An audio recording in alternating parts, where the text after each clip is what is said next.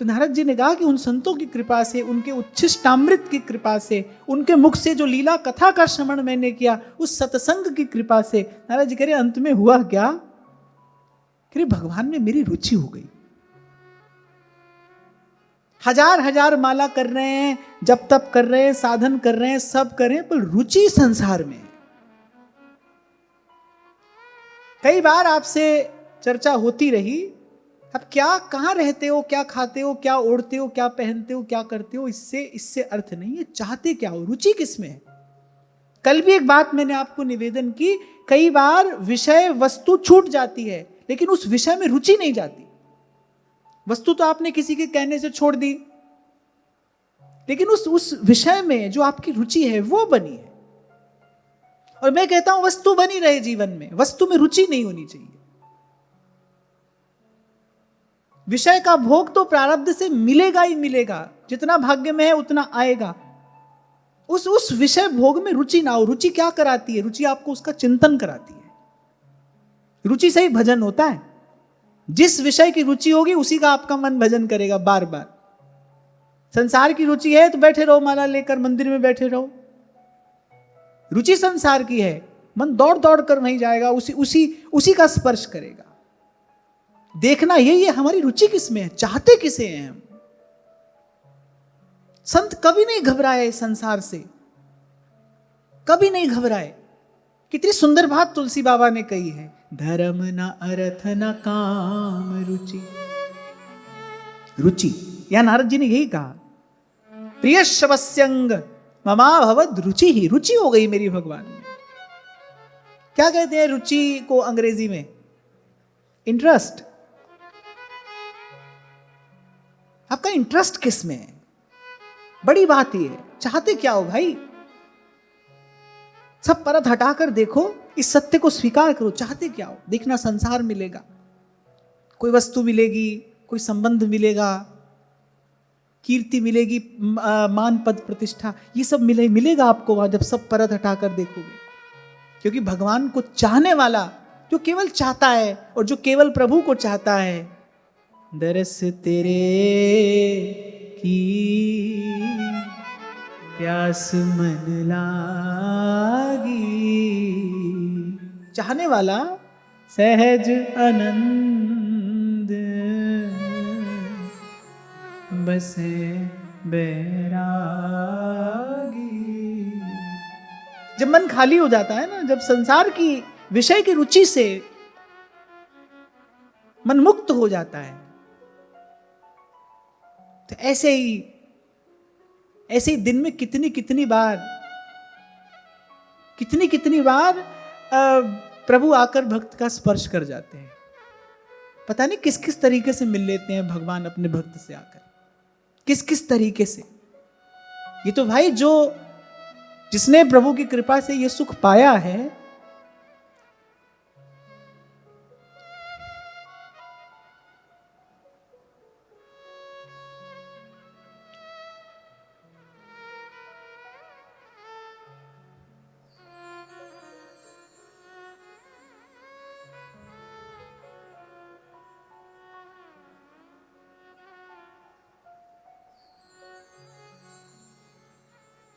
तो ये तो भाई वही जानता है।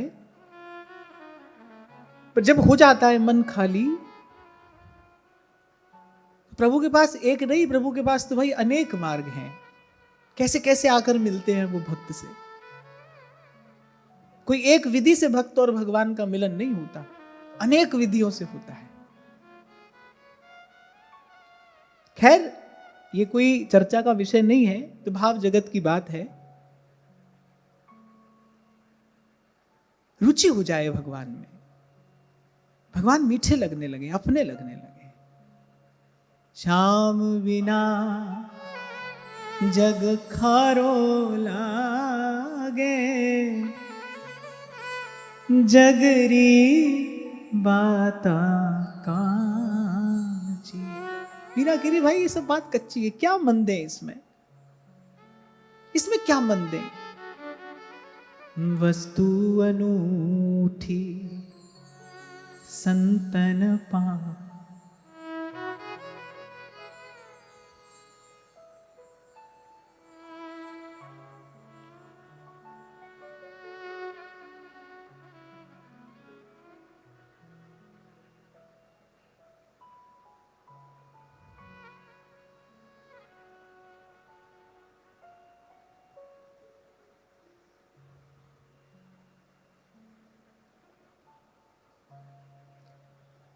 तस्मिंस्तदा लब्धरुचेर्महामुने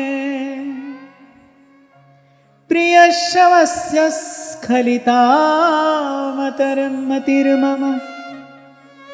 ययाहमेतत् सदसत्स्वमायया पश्ये मयि ब्रह्मणि कल्पितम परे। और कहा जब भगवान में रुचि हो गई तो बोले बुद्धि भी निश्चल हो गई। आपको कभी एक उदाहरण दिया था मैंने, आपको कोई कहे कि घड़ी का जो पेंडुलम होता है, आपको कोई कहे कि उस पर अपनी दृष्टि एकाग्र कर लो, तो कोई नहीं कर सकता है ना, क्योंकि वो जो लक्ष्य है वही स्थिर नहीं है, तो उस पर दृष्टि कैसे स्थिर हो सकती है? वही एक एक सेकंड में इधर उधर हो रहा है, तो उस पर दृष्टि कैसे स्थिर होगी? ऐसे कोई कहे कि भाई संसार में रहते हुए हमारी व्यवहार में बुद्धि स्थिर हो जाए, कैसे हो सकती है? ये तो पल पल बदल रहा है। आज जो आपके गले लगा है, कल वो आपका शत्रु बना हुआ है। आज जिसमें आपकी बड़ी भारी रुचि है, कल उसी से उपरति हो जाती है। और मैं तो कहता हूं बाहर क्या, आप देखो आपका मन पल पल बदलता है। मन कहां रहता है एक साथ? आज कैसा, कल कैसा, फिर कैसा? अपना मन अपने हाथ में नहीं है,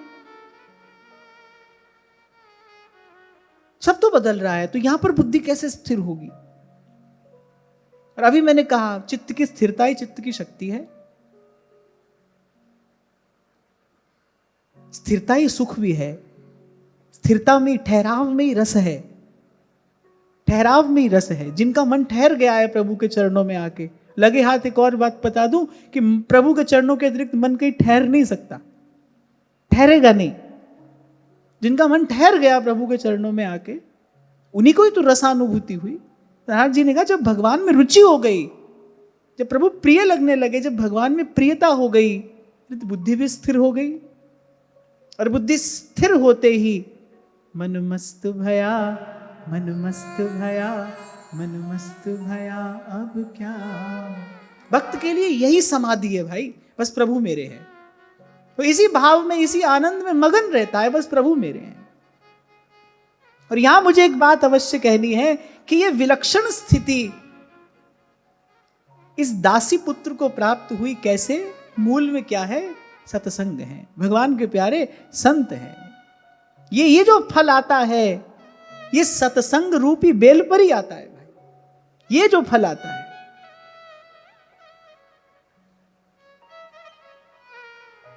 मैं आज जब इस प्रसंग का चिंतन कर रहा था तो मुझे याद आ गए कबीर जी के ये शब्द, इसलिए मैं ले आया उनकी बाणी साथ में। दर्शन कीजय साधु का दिन में कई कई बार, आसो जाका मेह जो बहुत करे उपकार। आश्विन मास में वर्षा होती है, ऐसे मूसलाधार वर्षा नहीं होती, ऐसी फुहार पड़ती है कभी कभी। पर भूमि के लिए, फसल के लिए बड़ी गुणकारी होती है। ऐसे कबीर जी कह रहे हैं, दर्शन कीजय साधु का दिन में कई कई बार, आसो जाका मेह जो बहुत करे उपकार।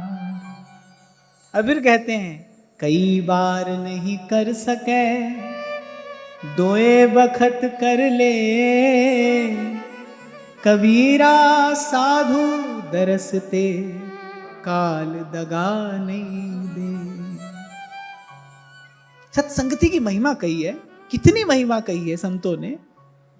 अच्छा, जब यहां कहा ना दर्शन कीजिए साधु का, तो यहां केवल प्रत्यक्ष दर्शन से अभिप्राय नहीं है। आज आरंभ में ही मैंने कहा, ये जितनी भी वाणियां हैं, जितने भी शब्द हैं, ये अलौकिक हैं। इनका आदि भौतिक, आदि दैविक, आध्यात्मिक कुछ ना कुछ अर्थ है। साधु का दर्शन, साधु का दर्शन कैसे होता है? साधु को सुनकर। अच्छा, एक और बात आपको बताऊं, हम व्याकरण शास्त्र में ये नहीं कहा जाता शब्द जैसा सुनाई देता है, कह रहे शब्द का दर्शन जैसा हो रहा है। शब्द का कैसा दर्शन हो रहा है? साधु का दर्शन तो साधु के शब्द में किया जाता है, गुरु का दर्शन गुरु के शब्द में किया जाता है, गुरु के विचार में किया जाता है। जब कबीर कह रहे हैं ना, दर्शन कीजिए साधु का दिन में कई कई बार, करिए कई कई बार, ऐसे संत के शब्द का दर्शन करिए। कान शब्द का दर्शन ही करते हैं। दर्शन का अर्थ देखना नहीं है, दृश्य ज्ञान है, ये धातु है। दर्शन का अर्थ है जानना। जैसे कान से शब्द को जाना जाता है, आंख से रूप को जाना जाता है, तो कान से शब्द का दर्शन होता है। तो कहा दर्शन कीजिए साधु का दिन में कई कई बार,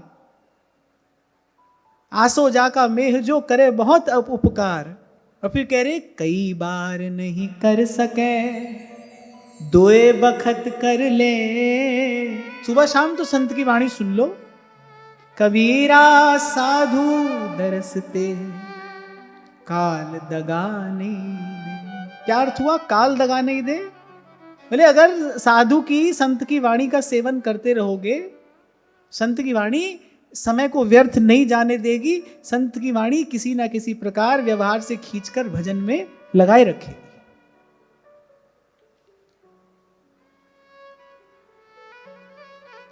दोए बखत नहीं कर सके तो दिन में कर एक बार, कबीरा साधु दरसते उतरे भौजल पार। दो नहीं तो एक बार ही करो। और कबीरा साधु दरसते उतरे भौजल पार। एक दिना नहीं कर सके दूजे दिन कर ले, कबीरा साधु दरसते पावे उत्तम दे। दूजे दिन नहीं कर सके तीजे दिन कर जाए, कबीरा साधु दरसते मोक्ष मुक्ति फल पाए। तीजे चौथे नहीं करे बार बार करु जा। बार माने सप्ताह। तीजे चौथे नहीं करे बार बार कर जाए, या मैं विलंब ना कीजिए कहे कबीर समझा। कभी कभी मैंने आपसे कहा था कि शास्त्र कहता है कि अपनी कमाई का, अपनी संपत्ति का दशांश शुभ कर्म में लगाना चाहिए। तो मैं तो कहता हूं भाई, हमको लगता है कि हमारी संपत्ति तो समय है, जो प्रभु ने दिया है, जो निधि है वो तो समय है। इसलिए और कोई कमाई आप लगाओ नहीं लगाओ, पर दिन में जितना समय है ना, उसका दशांश भगवत भजन में, भगवत सेवा में अवश्य लगाना चाहिए। अधिक नहीं आ सकते तो भाई महीना में ये सोचो कि 3 दिन तो सत्संग में जाएंगे ही जाएंगे। 3 दिन तो साधक की तरह वृंदावन का वास करेंगे, सत्संग श्रवण करेंगे, प्रभु का दर्शन करेंगे, धाम की कृपा से कुछ साधु संतों की सेवा मिलेगी सो करेंगे। इस भाव से, इस लक्ष्य से, अधिक नहीं तो दिन में 3 महीना में 3 दिन तो अवश्य आइए, दशांश तो अवश्य ही निकालना चाहिए। बार बार नहीं कर सके, बोले प्रति सप्ताह नहीं कर सके, पाख पाख करी ले, कह कबीर सो भक्त जन जन्म सुफल करी ले। अगर ये पाख पाख नहीं कर सके तो फिर मास मास कर जाए, और यहां में देर न लाइए कह कबीर समझाए। और मास मास भी नहीं कर सके तो छठे मास अलबत्त। अब देखो संतों की योजना ऐसी होती है जिसमें सबको लाभ मिले। कह रहे मास मास नहीं कर सके तो छठे मास अलबत्त, पर यहां में ढील न कीजिए कह कबीर अभिगत। और छठे मास भी नहीं कर सके तो भाई बरस दिना कर ले। एक बार तो जा, कम से कम वर्ष में एक बार तो संत का दर्शन करने के लिए जाओ, एक बार तो साधु सेवा के लिए जाओ, एक बार तो सत्संग के लिए जाओ। छठे मास नहीं कर सके बरस दिना करी ले, कह कबीर सो भक्त जन जम ही चुनौती दे। फिर अंत में कहते हैं बरस बरस नहीं कर सके ताको लागे दोष, कहे कबीरा जीव सो कबहु न पावे मोक्ष, कबहु न पावे मोक्ष। और फिर एक और बात भी कबीर जी ने कही, इन अटकाया ना रहे। अब जब कहते ना इन अटकाया ना रहे, किनके अटकाए अटकता है जीव? कह रहे मात पिता सुत स्त्री, इन अटकाया ना रहे, साधु दरस को जा, कबीरा सोई संत जन, मोक्ष मुक्ति फल पा। साधु आवत देख के, हंसी हमारी दे, माथे का ग्रह उतरा, नैनन बढ़ा सने। प्रेम बिना राम नहीं, राम बिना संत नहीं, पलटू सतसंग वरदान मात्र।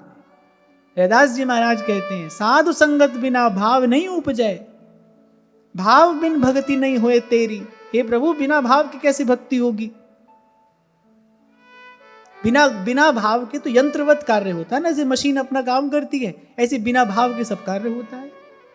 अरे साधु संगत बिना भाव नहीं उपजय, और भाव बिन भक्ति नहीं होए तेरी। हे प्रभु, इस जन की लज्जा रखिए। कह रैदास यह बेनती प्रभु जी स्यों, राम राजा राख पैज मेरी। वहां ध्रुवदास जी कह रहे हैं, रे मन रसिकन संग बिन, रंच न उपजय प्रेम। और उन्होंने तो यहां तक कह दिया, या रस को साधन यह, और करो जिन ने। कोई नियम जीवन में धारण करने की आवश्यकता नहीं है। एक नियम कर लो भाई, कोई जीवन का कोई भी दिन बिना सत्संग के नहीं जाने दे। और सत्संग क्या है? सत्संग का स्वरूप क्या है? इसकी तो चर्चा हमने कई बार की। ऐसे प्रत्यक्ष में ये जो कथन श्रवण है, ये भी सत्संग है। आप नाम जप कर रहे हो, वो भी सत्संग है। आप वाणी का चिंतन कर रहे हो, वो भी सत्संग है। आप प्रभु के नाम का, यश का कीर्तन कर रहे हो, वो भी सत्संग है। किसी भी प्रकार से चेतना प्रभु के भाव के निकट रहे, सो ही सत्संग है, सो ही सत्संग है। एक ये नियम कर लीजिए, बस एक नियम पार उतार देगा कि भाई कोई भी दिन बिना सत्संग के नहीं जाने देंगे। भोर की सांझ जब समय मिले, जब अवसर मिले, सत्संग करेंगे। और सत्संग जिस स्वरूप में प्रभु कराएंगे, उस स्वरूप में सत्संग करेंगे। साधु तरु सत ज्ञान फल, शीतल शब्द विचार। बड़ा सुंदर दोहा कहा है कबीर जी ने। कहने साधु तरु है जिस पर परम ज्ञान का फल लगता है, और बोले संत के जो शब्द और विचार है ना, वही उस वृक्ष की छाया है। संत के विचार की छाया में ही तो इस अंतर मन को कुछ चैन मिलता है ना। संत के शब्द से ही तो सहारा मिलता है, गुरु के शब्द से ही तो सहारा मिलता है। साधु तरु सत ज्ञान फल, शीतल शब्द विचार। जग में होते साधु नहीं, जल मरता संसार। और साधु की महिमा गाते गाते अंत में तो कबीर जी एक बात कहते हैं, साधु मिले साहिब मिले, अंतर रही न रे। अरे साधु मिले साहिब मिले, अंतर रही न रेख, मनसा वाचा कर मना। जैसे व्यास जी ने कुछ बातें प्रतिज्ञा करके कही हैं। व्यास जी कहते हैं कि चरणामृत और सीथ ले कियो व्यास निर्धार, ऐसे कबीर जी प्रतिज्ञा करके बात कह रहे हैं, साधु मिले साहिब मिले,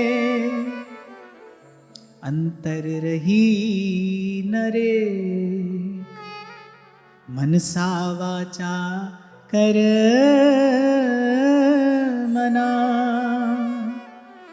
साधु साहिब एक, साधु साहिब एक।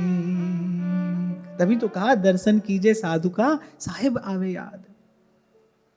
वही तो संत है जिसका दर्शन करके प्रभु का स्मरण हो। जब तक मुझ में मैं हूं तब तक कोई मुझसे मिलेगा तो मुझी को देखेगा, मुझी को अनुभव करेगा। जिस दिन मैं इस भाव में स्थित हो जाऊंगा कि मेरा मुझ में कुछ नहीं, जो कुछ है सो तोर, उस दिन मेरे निकट जो आएगा उसको उसी का अनुभव होगा, उसी का दर्शन होगा। संत वो जिसने अपना सर्वात्म निवेदन किया है, जो भक्ति के शिखर पर आत्म निवेदन पर पहुंचा है, उसके निकट कोई जाएगा जिसमें प्रभु के अतिरिक्त कुछ है ही नहीं। तभी जैसे ही हम गोपी कहते हैं, कहीं ना कहीं भाव में, विचार में कृष्ण ही तो आ जाते हैं। मीरा के कहते ही कृष्ण ही तो आते हैं। जैसे ही मैं कहूं तुलसी बाबा, ऐसे ही मन में आ जाएगा मानस का कोई शब्द, कोई भाव, कोई दोहा, कोई चौपाई, क्योंकि तुलसी में राम के अतिरिक्त कुछ है ही नहीं, राम ही राम है। दर्शन कीजिए साधु का साहिब आवे याद। आप जपे और नाम जपावे। अब बस बात ये है भाई कि ऐसा संत चरण बड़भागी पाइए, बड़े भाग पाइए सत्संगा। नेत्रों में जल भरकर गोस्वामी जी ने बात कही है, बड़े भाग पाइए सत्संगा और बिन ही प्रयास हुई भव भंगा। बड़े भाग पाइए सत्संग। नारद जी कह रहे हैं हमारा सौभाग्य उदय हुआ, हमें ऐसे संत मिल गए, संतों की सेवा मिल गई। नारद जी ने कहा कि पूर्व के संस्कार से मेरे अंदर कुछ सद्गुण थे, मैंने धीर गंभीर होकर संतों की सेवा की। यहां एक और बात, यहां एक और गूढ़ार्थ निहित है कि यदि कभी ऐसा अवसर मिल जाए तो जैसे ध्रुवदास जी कहते हैं ना कि सकल सयानप छाण भज दुर्लभ है ये बार। कभी संत सेवा का अवसर मिल जाए, एक चीज एक और रख देना, और वो है अपनी ओछी बुद्धि।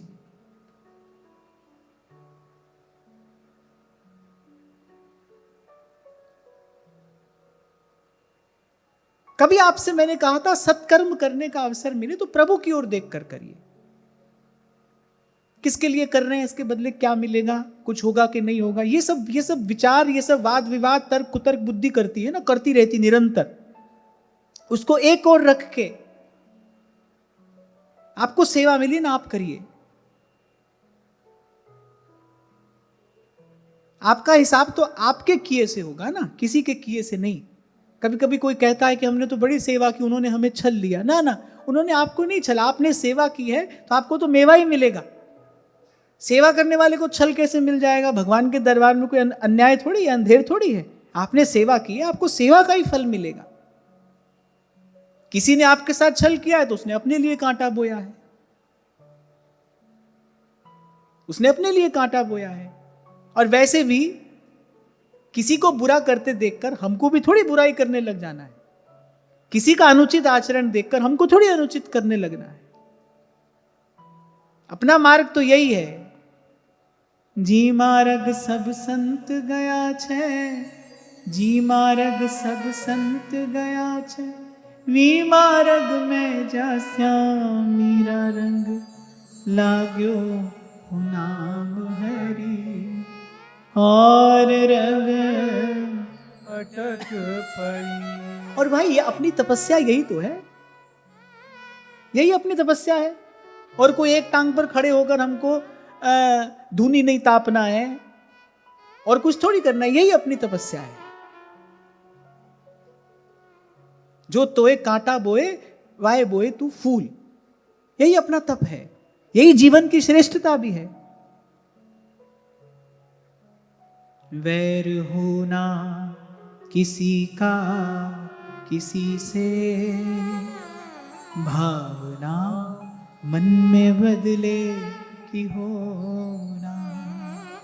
हम चले नेक रास्ते पे, हमसे भूल कर भी कोई भूल हो। पर आजकल व्यक्ति क्या करता है, व्यवहार जगत में ही देखने में आता है, बोले जैसे को तैसा, उसने बुरा किया आपने वैसा जवाब दिया। अरे किसी बुरे के लिए आपने अपनी अच्छाई छोड़ दी तो कोई बुद्धिमत्ता का कार्य थोड़ी, कोई बुद्धिमानी है ये।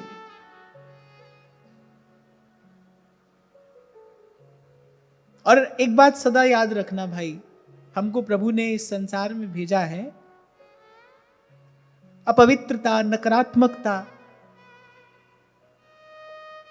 इसको बढ़ाने में हम साधन बने इसके लिए नहीं भेजा है। मैं बार बार आपको स्मरण दिलाता रहूंगा, ध्यान देना कि हमारे जीवन की गुणवत्ता क्या है, कितना सदुपयोग आप कर पा रहे हैं अपने इस जीवन रूपी अमूल्य अवसर का। केवल स्वार्थ के लिए खाने कमाने में ये जीवन निकल रहा है या किसी के काम भी आ रहा है? तप करना है तो यही तप करिए कि कोई कठोर वचन कहेगा तो उसे उत्तर नहीं देंगे। क्या बात कही है कबीर जी ने, कहत कबीर सुनो भाई साधो, कहत कबीर सुनो भाई साधो, साहेब मिले सबूरी में, मन लागो मेरो यार। इससे पहले एक और बात कह रहे हैं, भली बुरी सबकी सुन लीजिए, भली बुरी सबकी सुन लीजिए, कर गुजरान गरीबी में, मन लागो मेरो यार।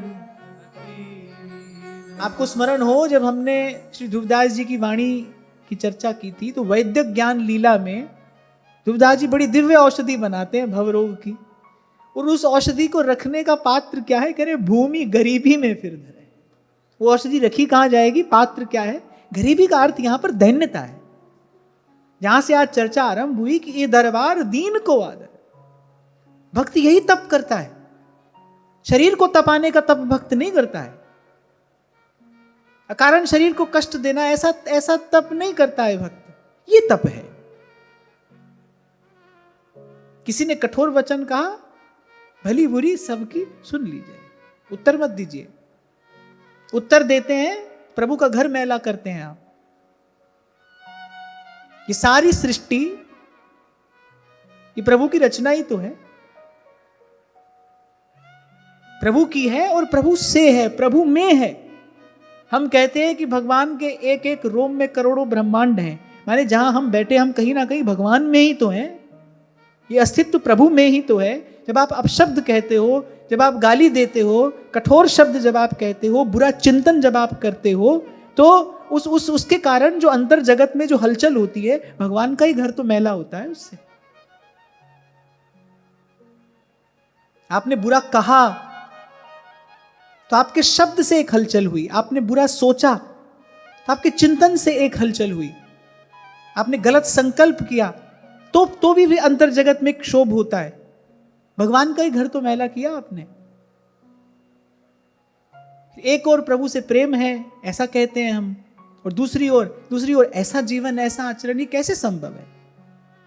इसीलिए संत कह रहे हैं भली बुरी सबकी सुन लीजिए, कर गुजरान गरीबी में, कहत कबीर सुनो भाई साधो, कहत कबीर सुनो भाई साधो, साहेब मिले सबूरी में, मन लागो मेरो यार फकीर। ये अनुभव अंतःकरण शुद्ध होने के बाद ही होता है। यही बात श्री नारद जी ने यहां कही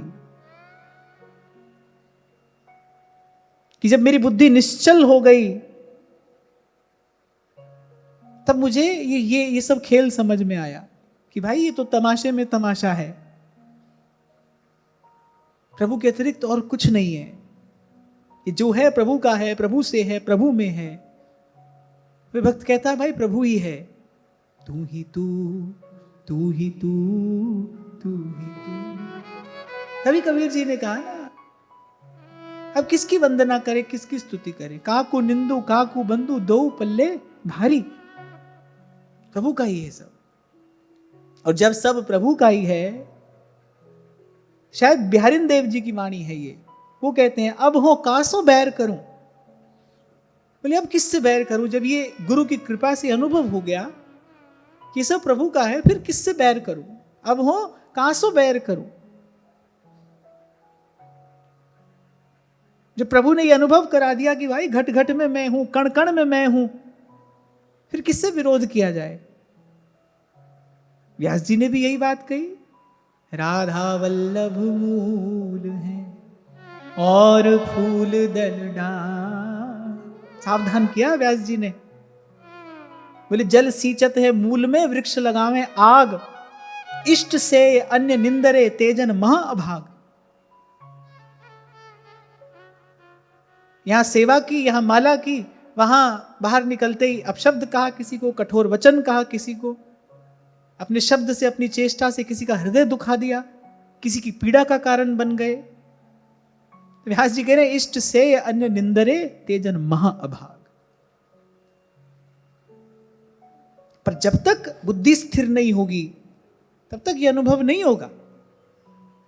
मैंने आपसे कहा कि भाई सब प्रभु ही हैं, प्रभु का ही है, प्रभु से ही है, प्रभु में ही है। आपको सुनने में बड़ा अच्छा लगा, सुन तो लिया, हो सकता है थोड़ा समझ भी आ जाए,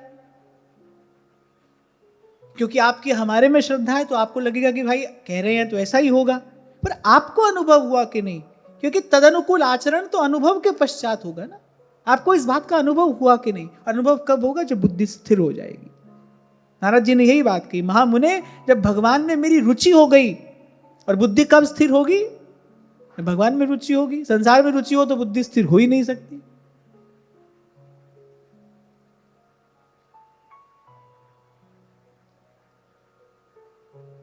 अब उत्तर पक्ष से पूर्व पक्ष की ओर चलते हैं। सर्वत्र प्रभु का अनुभव कब होगा, जब बुद्धि स्थिर हो जाएगी। बुद्धि स्थिर कब होगी, जब भगवान में रुचि हो जाएगी, जब भगवान में प्रियता हो जाएगी।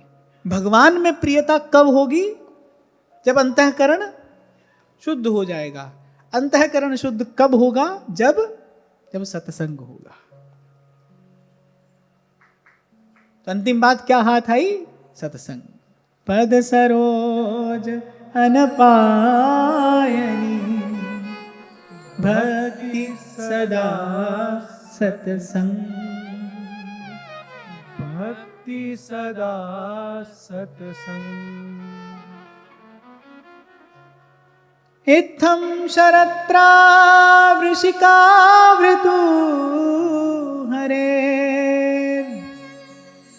विषण्वतो मेनु समं यशोमलं, संकीर्त्यमानं मुनिभिर्महात्मभिर्भक्तिः प्रवृत्तात्मरजस्तमोपहा।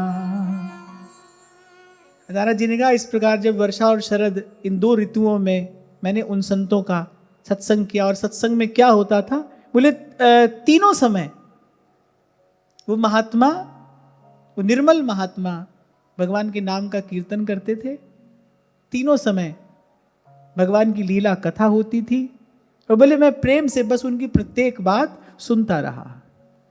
और बोले सुनते सुनते क्या हुआ, बोले सुनते सुनते चित्त के रजोगुण और तमोगुण का नाश करने वाली भगवान की भक्ति का हृदय में प्रादुर्भाव हो गया। यस्याम वै श्रूयमाणायाम कृष्णे परम पुरुषे भक्तिरुत्पद्यते। सुनते सुनते मैंने बस प्रेम से मैं उनकी बात सुनता रहा। इसीलिए गोपी ने कहा श्रवण मंगलम श्रीमदातर्वणीय सततं भुवि गृह्णन्ति ते भूरिधा जना। यही मंगल होता है भाई। प्रभु की कथा सुनते सुनते हो जाते हैं मन के दोष दूर, और जैसे ही मन के दोष दूर होते हैं, जैसे ही मन शुद्ध होता है, निर्मल होता है, निर्मल मन होता है तो उसको निर्मल वस्तु ही अच्छी लगेगी। अशुद्ध मन होगा तो अशुद्ध वस्तु अच्छी लगेगी। संसार के विषय की इच्छा है, मन अशुद्ध है, तभी तो उसको अशुद्ध वस्तु अच्छी लग रही है। मीरा जी जैसा कोई आता है जिसका मन शुद्ध है, जो नित्य सिद्ध है, नित्य शुद्ध है, वो आता है तो उसी किसी प्रकार से प्रवृत्ति में रुचि नहीं है। हो भी गया विवाह तो भी कभी उस ओर देखा नहीं, कभी मन ही नहीं गया उस ओर, क्योंकि मन शुद्ध है। अशुद्ध मन होगा तो अशुद्ध वस्तु अच्छी लगेगी, अशुद्ध बात अच्छी लगेगी। मन अपवित्र होगा तो अपवित्र वार्ता अच्छी लगेगी। मन शुद्ध होगा, मन निर्मल होगा तो प्रभु की बात ही अच्छी लगेगी, भगवत भजन ही अच्छा लगेगा, सहज ही भजन में रुचि हो जाएगी। तभी तो कहते हैं अनेक जन्मार्जितम पुण्यम कृष्ण भक्ति प्रजायते। जन्मों का पुण्य संचित होता है जब, और जन्मों के संचित पुण्य के प्रभाव से जब सत्व गुण की वृद्धि होती है, जब मन शुद्ध होता है, भगवान अच्छे लगते हैं।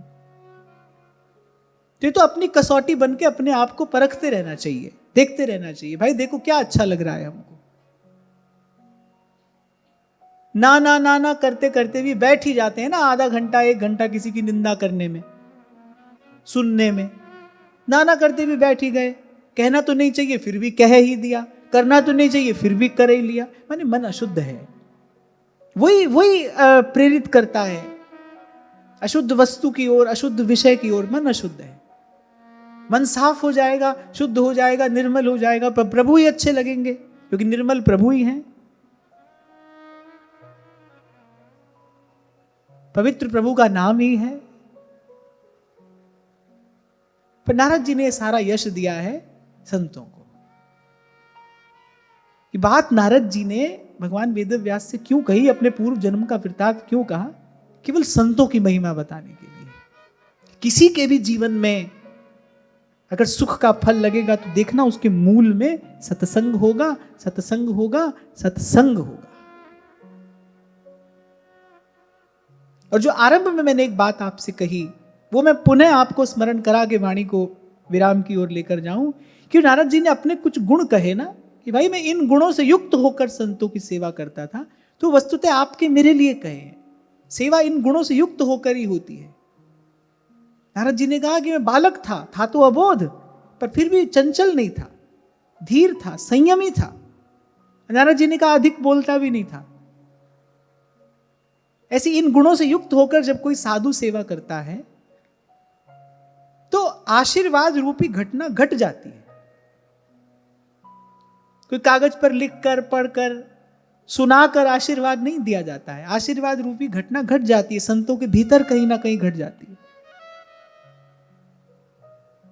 कभी कहा था आपसे मैंने पूर्व में, कुछ करिए ऐसा जिससे किसी संत के निर्मल हृदय में आपके कल्याण का संकल्प जगे, आपको देखकर, आपकी करनी देखकर, आपकी निश्चलता देखकर। एक नन्हे से बालक को उसकी निश्चलता देखकर दुलारने का मन होता है, उससे परिचय ना हो तब भी ऐसी इच्छा होती है कि इसको दुलार दे, उसको पुचकार दें। ऐसे जब कोई निर्मल हृदय से, निश्चल भाव से सेवा करता है तो उस जीव के प्रति संत के हृदय में करुणा उमड़ती है। जरूरी नहीं है कि वो आपसे कुछ कहे, वो आपको कहकर ही आशीर्वाद दे। आशीर्वाद रूपी घटना कहीं भीतर घट जाती है, वो अपना कार्य करती है। यद्यपि इस जीवन काल में भगवान की असीम कृपा से अनेक अनेक संतों का आशीर्वाद मिला, पर फिर भी मुझे लगता है कि पता नहीं कितने संतों का मौन आशीर्वाद होगा जिनकी कृपा से हम यहां तक आए, आगे का मार्ग तय करेंगे। मौन आशीर्वाद हमको मिला।